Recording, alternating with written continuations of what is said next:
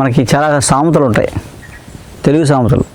అవి చాలా ఏంటంటే అందులో చాలా రహస్యం ఉంటుంది. అది చాలా మంచి కొన్ని సామెతలు అయితే ఆరోగ్యానికి సంబంధించి ఉంటాయన్నమాట. ఆ సామెతలు గుర్తున్నాయి, మనం విషయం మర్చిపోయాం. సామెతలు ఇంకా గుర్తున్నాయి అక్కడక్కడ, కానీ దాని ఉపయోగం మిస్ అయ్యాం. అయితే ఇప్పుడు చెప్పొచ్చేది ఏంటంటే, బతికుంటే బలిసాగు తినచ్చు. తెలుగు రాష్ట్రాలు, 2 తెలుగు రాష్ట్రాల్లో ఈ సామెత బాగా నాంతా ఉంటుంది. ఏమని, బతుకుంటే బలిసాగు తినచ్చు అని ఒకసారి చెప్తుంటాం సామెత కింద. మనం కొన్ని సందర్భాల్లో ఆ పదం వాడతాం, బతుకుంటే బలిసాగు తినచ్చులే అని అనుకుంటాం. అలాగా ఎందుకు బతుకుంటే బలిసాగు అని అన్నారు? అర్థం ఏంటంటే, బలిసాకులో ఐరన్ శాతం ఎక్కువ ఉందంట.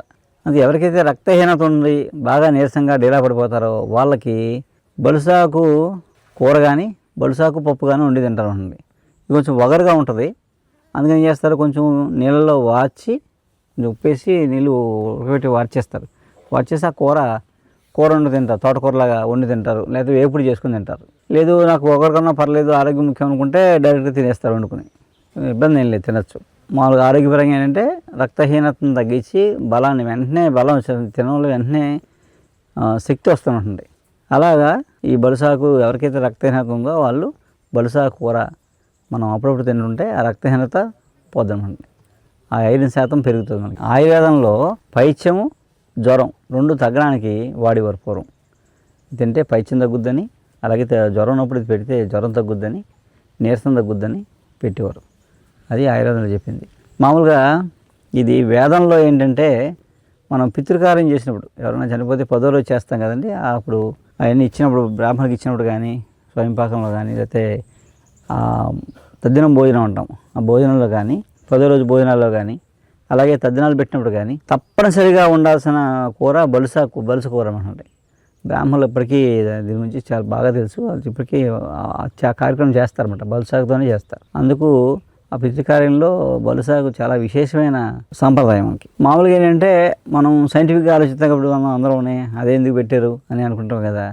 దీంట్లో 10 రోజుల పాటు మనం చాలా బెంగగా పోయిన వాళ్ళతో మరి దగ్గర వాళ్ళు పోతే కాలం చేస్తే మనం చాలా బెంగగా ఉంటుంది, వాళ్ళ మీద వాళ్ళ జ్ఞాపకాలు మనకు ఉంటాయి, ఏమీ తినము, ఆ 10 రోజులు అలా ఉంటాం, నీరసపడిపోతాం. అందుకని ఆ 10వ రోజు ఇది తినడం వల్ల ఏంటంటే అందరికీ మంచి ఎనర్జీ వస్తుందని పైన కూడా పెట్టుండొచ్చు.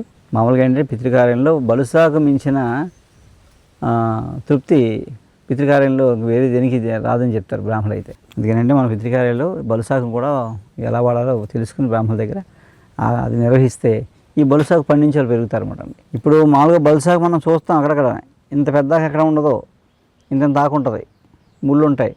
ఇదేంటంటే కాండము ముళ్ళు జాగ్రత్తగా వదిలేసి ఆకు మాత్రం మనం కలెక్ట్ తీసుకుని ముళ్ళు లేకుండా ఇది వండుకు తినాలన్నమాట.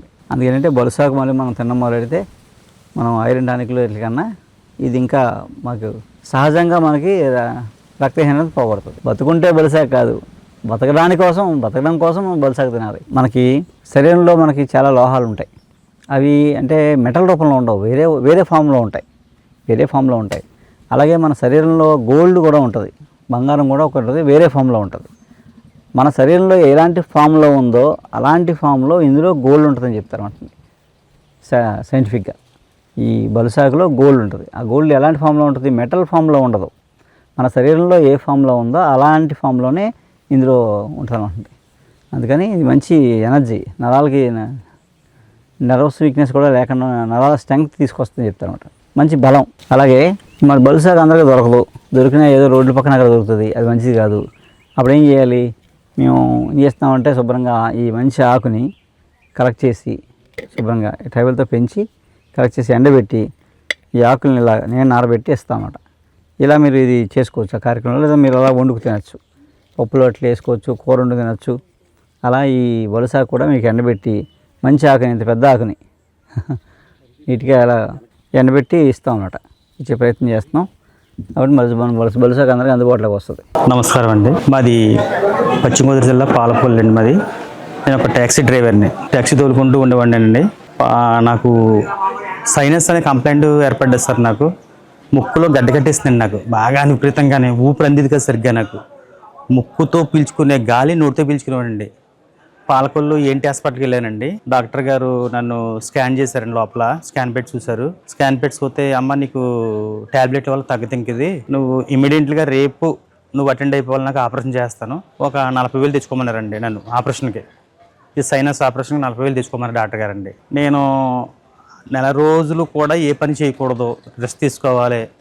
నేను ఉదయం లేచి ట్యాక్సీ తోలుకుని నేను జీవనోత్తం గడుపుకునేవాడిని. 4 రోజులు అలాగా బాబు అని ఆలోచించుకున్నాను సార్. నేను పాలకొల్లు నుంచి ఒక నవాబు గారు ఒక లైన్మెన్గా తీసుకొచ్చారండి. కిరాయి కడుచుకున్నారు ఆయన నన్ను. ఇలాగ రాజమండ్రి దగ్గర గాదాడ వెళ్ళాలి బాబు అంటే కిరాయికి వచ్చాను సార్. నేను వస్తే దారిలో చెప్పాను నవాబు గారికి, నవాబు గారు ఇలాగండి నాకు ఇలాగ సైనస్ గడ్డ కట్టేస్తుందండి ముక్కులోని, రేపు పొద్దున ఆపరేషన్ చేయించాలంటున్నారు, మరి నాకు ఏంటి సార్ అంటే అప్పుడు డాక్టర్ గారిని చూపిస్తానని చెప్పేసి డాక్టర్ గారు చూపించారండి. చూసారు, రవివర్మ గారు చూసారండి.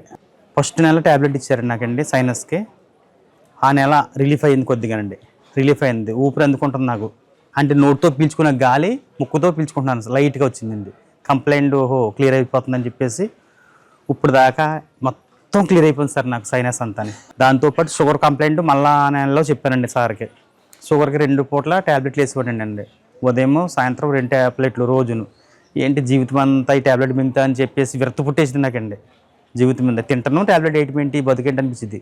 ఆఖరికి దేవుడి దయ వల్ల అసలే మన రవివర్మ గారు వల్ల ట్యాబ్లెట్లు మొత్తం 3 నెలలు ట్యాబ్లెట్లు మొత్తం మానిపించేస్తారండి. చాలా ఆరోగ్యంగా ఉంది సార్ ఈరోజు, నాకు చాలా హ్యాపీగా ఉందండి. ఫ్యామిలీతో ఇలా హ్యాపీగా ఉన్నానండి.